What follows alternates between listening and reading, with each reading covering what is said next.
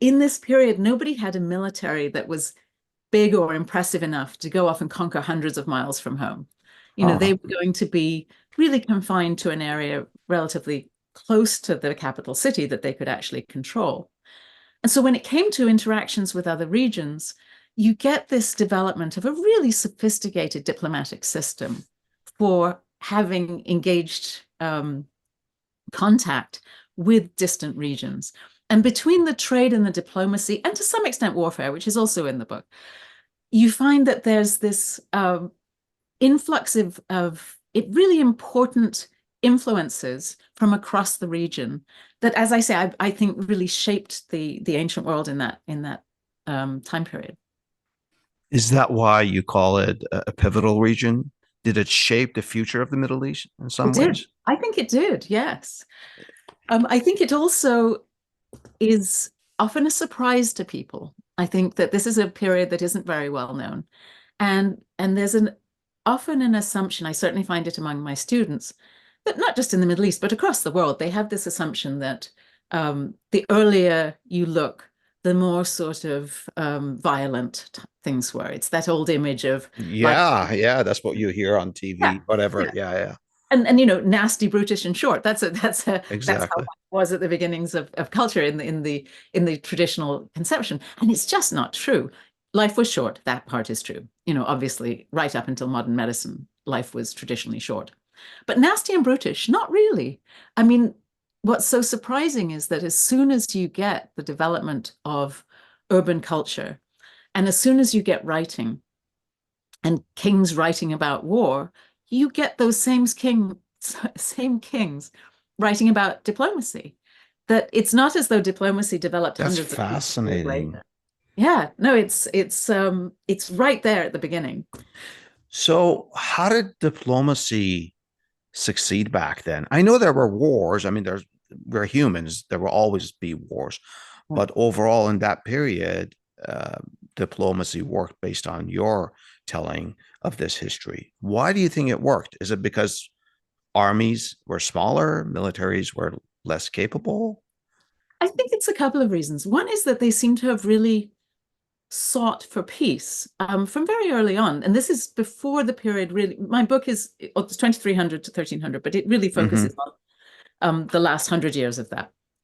But at the beginning, in 2300, kings are just beginning to write um, letters, inscriptions. We're beginning to see writing being used for something other than just administration, um, 2400 or so.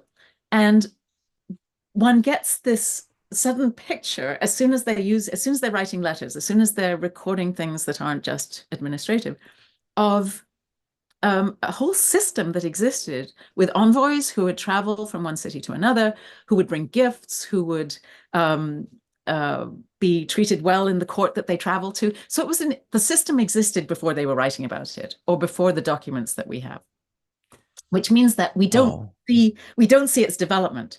The very earliest diplomatic letter, which was found at Ebla in Syria, um, reflects a system that's already in place.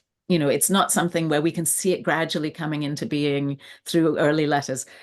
the They, letter is not talking about ushering of an era. It's talking about something that's already been happening. yeah, yeah, they just assume that the envoys are going to come and they're going to bring gifts, and there's going to be a letter that's going to be exchanged, and that there's already the term that the kings are brothers of one another, which they weren't. They weren't blood brothers, but this idea that you were the brother of your ally, that continued throughout this period. That was just the term for an ally. He was your brother. And it's right there in the very first letter.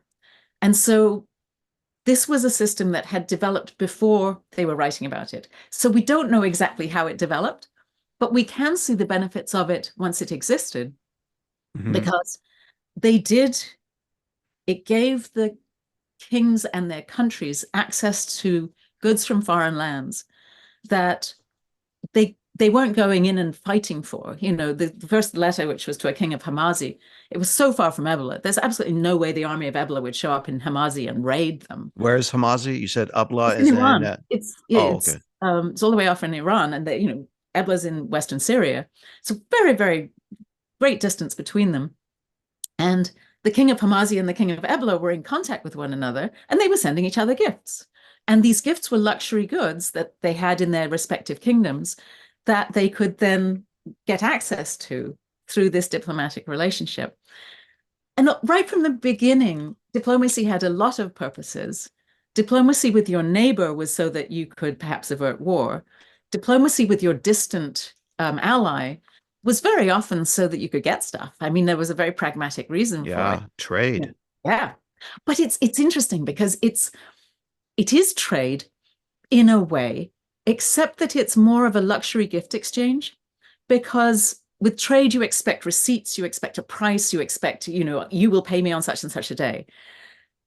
This was it was just an agreement. It was, I will send you something and I expect something of equal value in return, but there's nothing holding you to that except that we are allies.